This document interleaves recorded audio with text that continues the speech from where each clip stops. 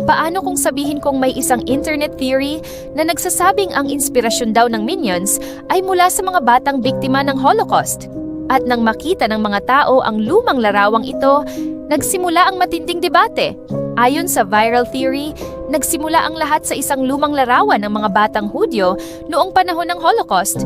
Napansin ng ilang netizen ang kanilang suot na bilog na protective goggles at ang kakaibang itsura nila. Mula roon, nagsimulang ikumpara ng ilan ang mga ito sa Minions. Hindi lang ang goggles ang napansin nila.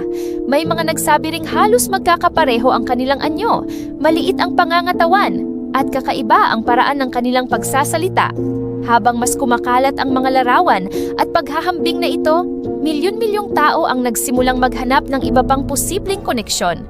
Dahil dito, muling nabigyang pansin ang isa sa pinakamadilim na bahagi ng kasaysayan, ang Holocaust, kung saan milyon-milyong Hudyo ang pinaghiwalay sa kanilang pamilya, ikinulong sa mga kampo, at ang ilan ay isinailalim sa sapilitang eksperimento.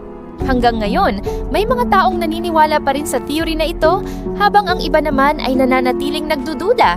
Hindi ko sasabihin kung ano ang dapat mong paniwalaan, pero ngayong narinig mo ang theory na ito, ano ang tingin mo?